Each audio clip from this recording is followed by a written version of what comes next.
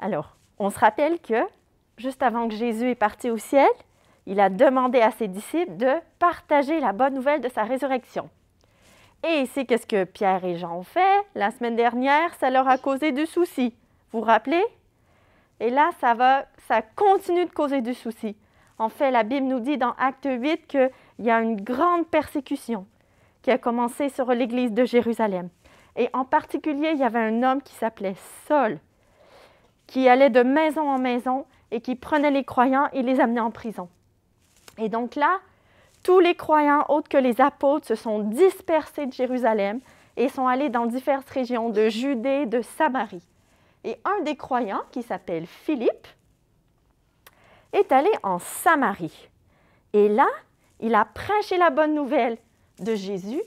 Et il y a beaucoup de personnes en Samarie qui ont cru, qui sont devenus croyants. Et un jour, il y a un ange qui est apparu à Philippe et lui a dit, « Lève-toi, va-t'en au sud de Jérusalem, sur la route qui descend jusqu'à Gaza, tu sais, cette route dans le désert. Je veux que tu ailles là. » Et Philippe, il n'a pas dit, pourquoi j'irai là, il n'y a personne. Non, il a obéi et hop, il est parti.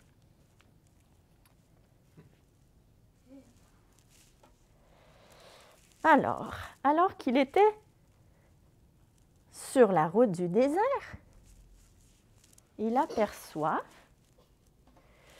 un homme éthiopien sur un char. Et là, l'Esprit de Dieu lui dit, « Approche-toi du char. » Et là, ici, c'était un homme très important. C'était le trésorier de la reine d'Éthiopie. Donc, c'est lui qui s'occupait de tout son argent. Et alors qu'il s'approcha, il entendit que l'homme était en train de lire.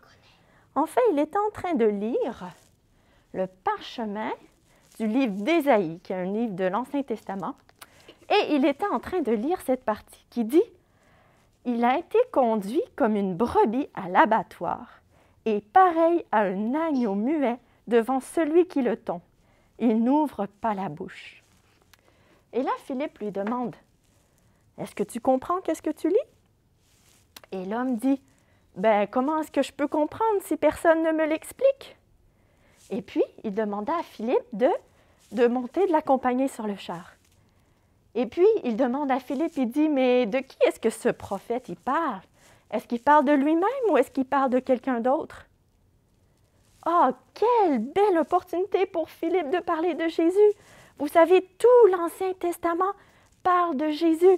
Alors, il lui a expliqué, en commençant par le passage qu'il était en train de lire, il lui a expliqué comment Jésus était venu sur la terre, comment il était mort à la croix pour nos péchés, comment il a donné sa vie en sacrifice comme un agneau, comment il est ressuscité et comment il veut nous amener tous avec lui pour vivre pour toujours. Il expliqua tout ça à l'homme éthiopien. Et puis, il lui expliqua aussi que Jésus veut que l'on soit baptisé pour montrer qu'on lui appartient et qu'on veut le suivre. Et alors qu'ils continuaient sur leur route, ils sont arrivés à un point d'eau. Donc, je vais enlever tout ça.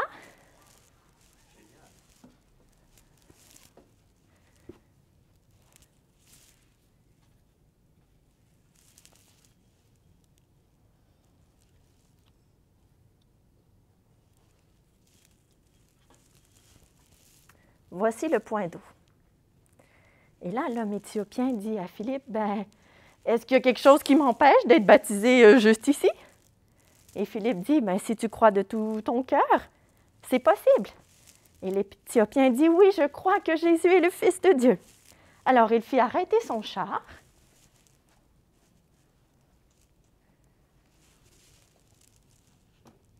Au bord de l'eau. Et puis, les deux, ils descendirent dans l'eau. Et Philippe le baptisa. Et après qu'il soit sorti de l'eau, Philippe disparut, il fut enlevé. Et puis l'homme éthiopien continua son chemin tout joyeux. Il allait pouvoir aller partager qu'est-ce qu'il a appris à la reine et à tout son peuple, la bonne nouvelle de Jésus.